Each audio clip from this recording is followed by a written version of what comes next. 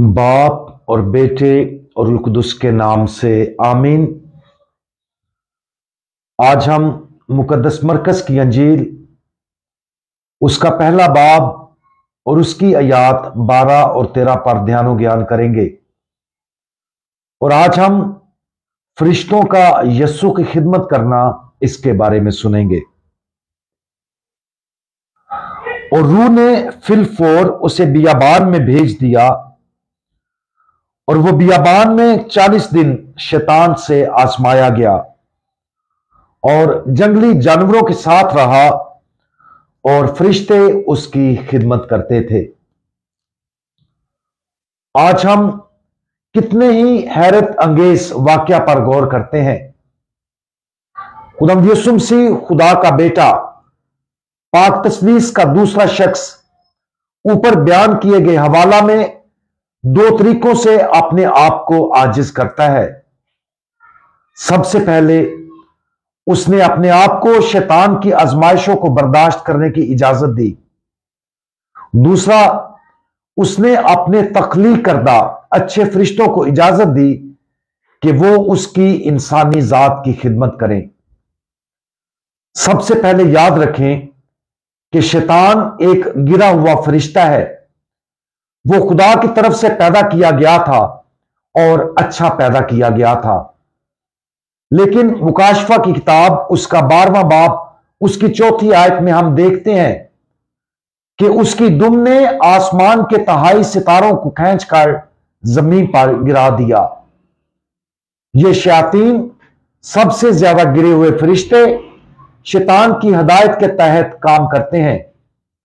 इस तरह ऊपर बयान करदा हवाले के मुताबिक यह शैतान ही था जिसने खुदावंद यीशु मसीह को बियाबान में आजमाया था। मजीद बरा यीशु ने अच्छे फरिश्तों को इजाजत दी कि वो उसकी इंसानी जात की खिदमत करें। यह अमाल खुदावंद यीशु मसीह की इंसानियत के अंदर आजिज़ी की सिफ्त के कमाल को जाहिर करते हैं। मुकद्दस थॉमस एक्वाइनस के मुताबिक फरिश्तों को 3 बुनियादी वजूहात की बिना पर तख्लीक किया गया था। पहली वजह इबादत के लिए, खुदा की इबादत करना खुदा के साथ मेल जोल पैदा करती है। दूसरा, फरिश्ते हर चीज में खुदा की मर्जी को नाफज करते हैं।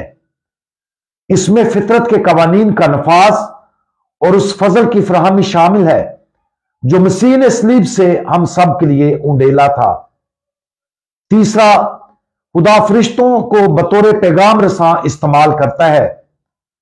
बाइबल मुकद्दस के मुतालिया से हम जानते हैं कि फरिश्तों ने अंबिया से, हमारी मुबारक मां मुकद्दसा मरियम से, मुकद्दस यूसुफ और दूसरों से बात की। मुकद्दस थॉमस एक्वाइनस का यह भी मानना था कि हम में से हर एक को एक खास निगाहबान फरिश्ता दिया गया है जिसका किरदार ना सिर्फ हमारी हिफाजत करना है बल्कि खुदा की मर्जी को भी हम तक पहुंचाना है। खुदा होते हुए खुदावंद यीशु मसीह बाप और रूह कुदुस के साथ तमाम फरिश्तों का खालिक था। इंसान होते हुए यस्सु अच्छे फरिश्तों की खिदमत और गिरे हुए फरिश्तों के हमलों दोनों का वसूल कुनंदा था।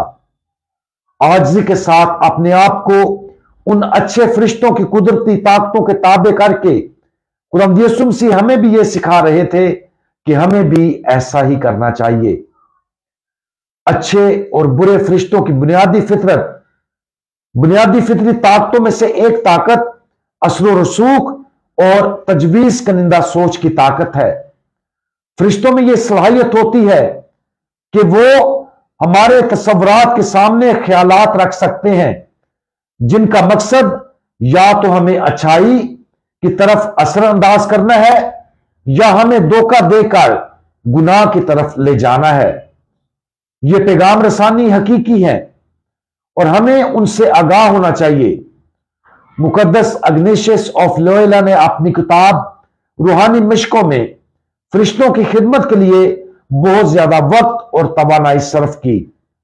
वो सिखाता है कि गिरे हुए फरिश्तों के झूठ और फरेब को अच्छे फरिश्तों की तरफ से बताई जाने वाली तसल्ली की सिमत से कैसे अलग करना है।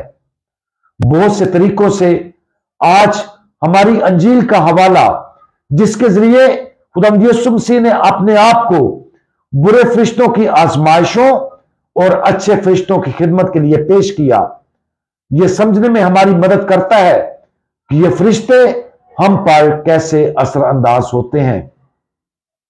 आज इस हैरत अंगेज सच्चाई पर गौर करें कि फरिश्ते और शयातीन दोनों ही हमारी जिंदगी में मुसलसल मुतहर्रक हैं और हमें मुतासर करने की कोशिश करते हैं।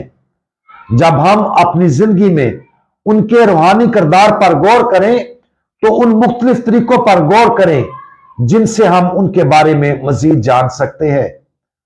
अपने निगहबान फरिश्ते से बात करें, आला तरीन फरिश्तों से शिफा तलब करें, उनकी इलाही इबादत में उनके साथ शामिल होने की कोशिश करें, अपने लिए उनकी मुहाफजत की दुआ मांगे, उनसे कहें कि वो हमें खुदा की तरफ से आला तरीन सच्चाइयों से आगाह करें, उन मुकद्दस फरिश्तों की तरफ ध्यान देने की कोशिश करें ताकि जब हम उनकी आवाजों को पहचानना सीखें तो हम उस हदायत पर अमल करने के लिए तैयार हो जाएं जो वो हमें खुदा की तरफ से देते हैं।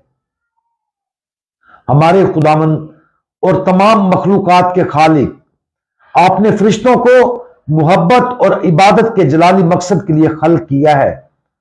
आप उन्हें अपनी मुकद्दस मर्जी को नाफिज करने और जमीन पर हम तक उस मर्जी को पहुंचाने का मिशन भी देते हैं। बराए करम गिरे हुए फरिश्तों के फरेबों और अच्छे फरिश्तों की समझ से ज्यादा आगाह होने में हमारी मदद करे। खुदा के अच्छे फरिश्तों, हमारे लिए दुआ करो, हमारी हिफाजत करो और खुदा की कामिल मर्जी पूरा करने में हमारी रहनुमाई करो। खुदावंद यीशु मसीह, हमारा भरोसा आप पर है। आमीन।